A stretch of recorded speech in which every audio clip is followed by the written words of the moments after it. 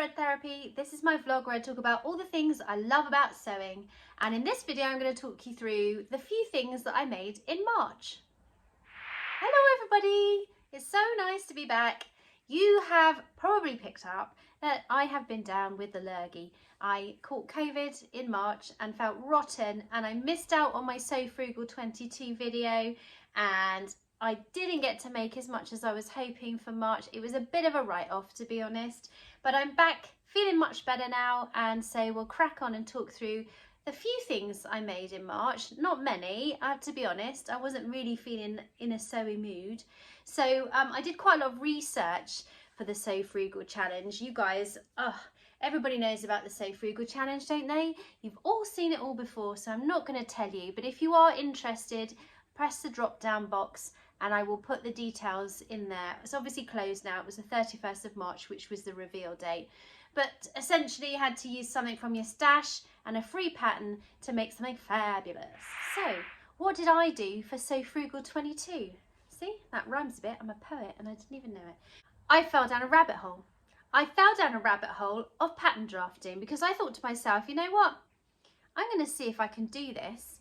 And I used a wonderful tutorial, well, a series of tutorials actually, from Alisa at Thoughtful Creativity. It's kind of a mouthful, I can't really say that. Thoughtful Creativity. She's on YouTube as well. She has got tons and tons and tons of really simple, straightforward how to draft your own pattern videos, and I started watching those and thought, you know what, I can do this. I have got the equipment, I've got all the gear and no idea. My lovely mother-in-law gave me a whole bunch of French curves and all sorts of different weird and wonderful shaped rulers, which I had no idea what they did, and I thought, you know, I'm going to have a crack at this. It looks like it can't be that hard. And one of the things that Lisa says in her videos is that if she can do it, so can you. And you can. It's not tough. It's not difficult, guys. You can draft your own patterns. It's not difficult. So I thought to start with, I would start with something small, something easy, something that wouldn't take too long or too much fitting. So I went with shorts. My son, he wears shorts all the time. And when I was looking through my fabric for the challenge, I realised that I actually had quite a lot of quilting weight cotton, old duvet covers, fabric that had sort of young children vibe to it, and my kids are all getting too old for now, so sort of like cutesy little animal printy things, all the things that I absolutely love and I bought to make them stuff with and just never got round to it, and now they're too old. But they're not too old to wear them to bed, to pyjamas. And I thought, do you know, that's what I'm going to do. I'm going to draft some shorts, and then I'm going to make him a whole bunch of pyjama bottoms for bed, because obviously you can make shorts longer or shorter or whatever. So Alisa's tutorial was so simple to follow. I did have to stop it and, you know, rewind it a couple of times, but literally all I did was I went to my local Franklin's. I bought some dot and cross pattern paper from there, which makes it super easy, especially if you've got a big cutting mat with the grids and the lines and the measurements and everything all over it. And you can pop that paper on top of it, and you have straight lines that you can just use your ruler to draw with pencil and mark out. So essentially, I can't really go into great detail on it here, but you must go and watch if you're interested in pattern drafting, because Alisa's tutorials are great. So following her tutorial, I did make a pattern. I self-drafted a pattern, and I can't tell you the satisfaction that comes from knowing that you don't have to buy a pattern. You can make one to someone's exact measurements and it fits them well. So I'll just show you my pattern. So this is the back of his shorts, and this is the dot and cross paper I was talking about. And it's essentially, I don't know if you can see there, it's essentially kind of a couple of rectangles, and then you make a 45-degree angle here and then curve the crotch, and she tells you all the measurements you need. So basically I think I took the rise measurement, so he had to sit on a chair and I used a ruler to measure from where his bottom was on the chair up to his waist. I used his waist measurement and his hip measurement, and that's the only 3 measurements I needed. So yeah, I have now got a bespoke handmade short pattern that will fit him. She even shows you how to draft pockets and lady shorts and culottes, and you know, the possibilities are endless. So once I'd had some success with that, and I'll show you what they look like.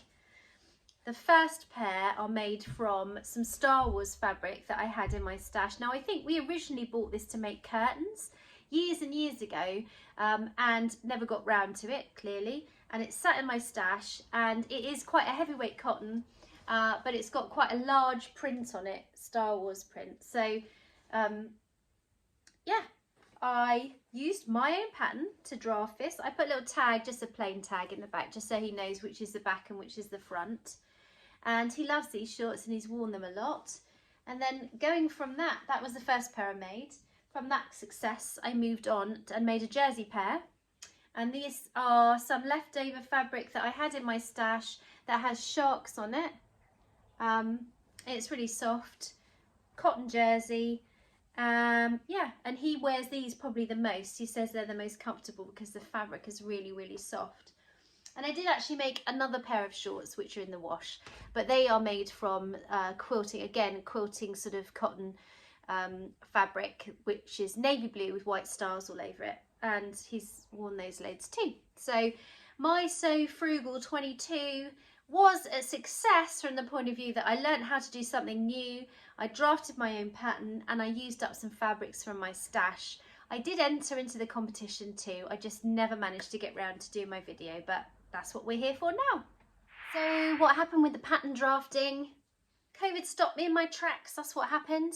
I was getting on with those shorts. I was in the groove. I was loving it. I was thinking, right, what can I draft next? And you can see behind me, I had a couple of really hideous fabrics in my stash. I mean, we're talking, let me get it off. Don't fall over. There we go. I mean, truly, utterly hideous fabrics. I hate internet shopping for fabric. Can I just say that out loud? I hate it.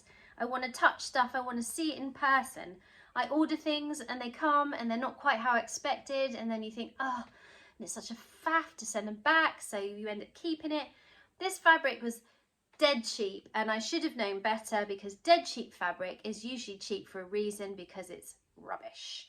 And this fabric is yuck. It's polyester. It's some sort of polyester jersey type fabric. It's really thin. You can probably see my face through it. It's this horrible sort of vomit green colour, and when it arrived I was just like, I have no idea what I'm going to do with that. But that's where pattern drafting comes in handy, you know. You can use these fabrics. I don't care one bit. I'm chopping it up willy-nilly. I'm thinking, I don't know if this is going to fit me or not, if this is going to look nice or not, but I do not care, because I'm using the fabric in order to get to a place where I've created myself a pattern that fits my body measurements perfectly and looks amazing, and then I can make it out of the really expensive fabric that I buy. So, you know, cheap fabrics do have a purpose, and I will of course be making sure that they get recycled after I finish with them. So this was the first sort of stage of me drafting a cardigan, and Alisa's video, I'll try and link it down below. She does one where she makes this beautiful sort of like ecru creamy coloured cardigan with a neckband and a waist tie that she has self-drafted. So this was based on that. So I used her tutorial to make myself a pattern, or to try and make myself a pattern. So this was the first attempt, and I decided actually it was a bit snug and I wanted something a bit bigger in size. So I moved on to use this nasty fabric, nasty fabric. This is proper polyester. It's the sort of stuff that makes your teeth itchy, if you know what I mean. It's like, ugh, can't wear that. Ugh. And this stuff was described, I think, as maybe a ponte, but it's nothing like a ponte. It's a really polyestery, horrible, like staticky, yucky fabric. But perfect for toiling, perfect for making your own patterns up. So just ignore the fact I've put the cuff on, you know, and it's not lined up. I was not taking my time over this because I wanted to see how I'd managed to draft this sleeve. And I drafted a sleeve. Look at that. It's a puff sleeve gathered into a cuff. I made this pattern. It's just awesome. I can't tell you. If you haven't done it yet, you need to have a go, because as sewists, we very much, you know, the focus is always on getting the next amazing pattern that comes out, and everybody wants the next, you know, tilling the buttons pattern, or, you know, there's almost like a trend when it comes to patterns. And actually what you can do is make your own pattern. Nobody else can have this pattern. This is my pattern. This is my cardigan that fits my body. Although this one actually doesn't fit my body, because COVID struck just as I was about to then alter the pattern to make it absolutely perfect. So there's no other sleeve on here. I added slightly too much seam allowance on this one, so the neck piece sits off my shoulders a little bit, whereas I want it to sit flat. So a little bit more tweaking is required in order for this cardigan pattern to be perfect. But, you know, it's not bad. Let's pop it on so you can see. I mean, ignore the yucky fabric, like I said. But it's getting there. Ugh, can't get far enough away. Hang on. So, yeah, I'm pretty pleased with that sleeve. Probably needs to be a tad longer, to be honest. But given that I just drew this on a piece of paper using measurements, I was quite pleased with myself, I don't mind admitting.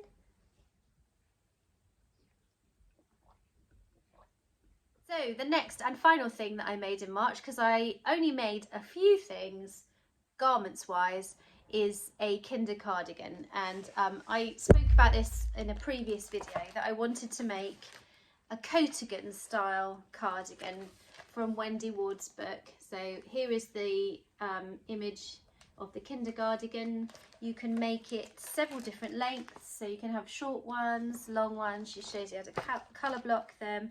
I really wanted to use some wool mix fabric, which I talked about in my last video, to make myself a nice long length coatigan for the spring. Because the other thing I found myself doing when I was unwell with COVID was spending a lot of time on YouTube watching videos about fashion. Because, you know, I love a bit of fashion. I don't know if you guys follow the trends and stuff and are interested in that sort of thing, but very much when I was a younger person, when I was a sort of teenager, I used to love Sundays because the clothes show would be on the telly, and I just loved all the runway fashions and all the trends and, you know, all of that stuff. So I found a couple of YouTube vloggers who I really like following, and I'll pop their details in the drop down below. But my favourite, I think, is Erin from Busby Style. I think I'm saying that right. If it's not, I will correct myself.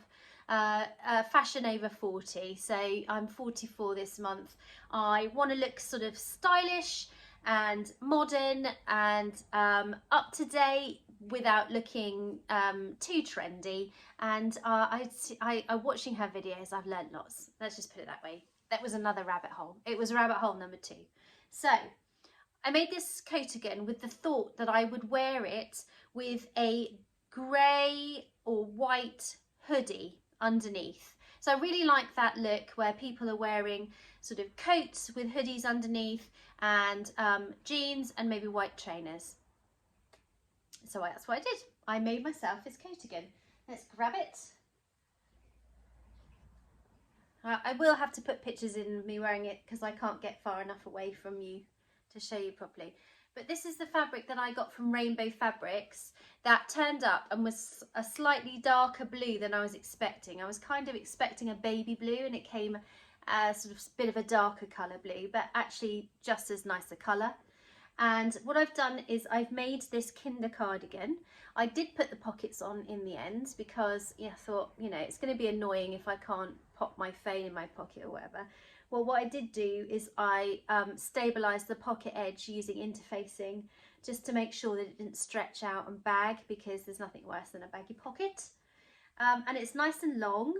I made it as long as I could with the fabric I had. It's got a neckband that goes right the way round, cuffs on the end, and it's a nice sort of simple shape, no fastenings. I didn't put any buttons or anything on, so it's just going to be sort of a extra layering piece to wear with my new to be sewn hoodie underneath with just jeans and white trainers. So yeah, that's my Kinder coatigan.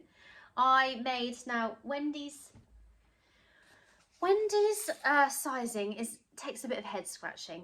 So I made a size XXX, and that's what I wrote down because that's the pattern, you know, when you're following the lines to trace your pattern out. But it's all done in measurements, so they're not labelled as such as a size, you know, A, B or C or 10, 12 or 14 or anything like that. So this cardigan that I made is a 36¼ inch bust, 30-inch waist and a 39.5-inch hip, which is slightly bigger than my actual measurements, but I was going for that sort of oversized look. So that's the size I made for that. And I'm really looking forward to getting a hoodie sewn up so that I can wear it with it. So that was my foray into Sew Frugal 22. I want to thank Sam and Ruan for a fantastic challenge. It was really awesome to watch everybody's vlogs and hear what everyone had been up to and think about all that fabric that's languishing in your stash and never gets sewn up. And loads of people made that fabric up into wearable garments, and I think that's a really great thing to do. So yeah, brilliant. And I'm just gutted that COVID wrecked my plans, but hey, never mind. At least it's gone from our house now, for now. So I think that's just about everything I've got to show you that I made in the month of March. Like I said, not much. Oh, just remembered something else. Hang on, I totally forgot. I made something else. I made a makeup bag. You know, nothing exciting, rocket sciencey about it, but I got this really cute zip. I bought a whole bunch of these. Can't remember from, maybe Amazon, with the metal pull, and they've got different coloured teeth to the zip tape, and they're just lovely. So I needed somewhere to put all the new makeup that I bought, because when I was ill with COVID, I had a lot of time on my hands, and I had a lot of time on Amazon, and I wanted to cheer myself up. So I thought to myself, I haven't bought any new makeup for ages, so I ordered myself all the essentials from Amazon, and they came through the post. And then when I was feeling a bit better, I made myself a makeup bag, and this is from the leftover fabric from my Cali shirt that I recently made. I've also got a tiny bit more of this left. I made it long and tall because I bought an eyeshadow palette that is quite big, so I made it to fit that. Yeah, so that simple little make got me back on the sewing machine, because I hadn't touched my sewing machine for probably getting on for 3 weeks, and I was having withdrawal symptoms, so I made that. I also incidentally dyed my hair a shade of pillar box red, because, you know, who doesn't do that? I thought, I can't go out the house, I can't see anyone, I can't go anywhere, I can't go to work. What shall I do? I know, I'll dye my hair the brightest, most ridiculous colour you could ever imagine, because, you know, what else am I going to do for the next 2 weeks other than enjoy having crazy coloured hair? So you can tell it's washed out a lot now, but I'll pop a picture in of what that looked like when I did it, and that also lifted my spirits and cheered me up a bit. Right, so that's it for today. Thanks so much for joining me.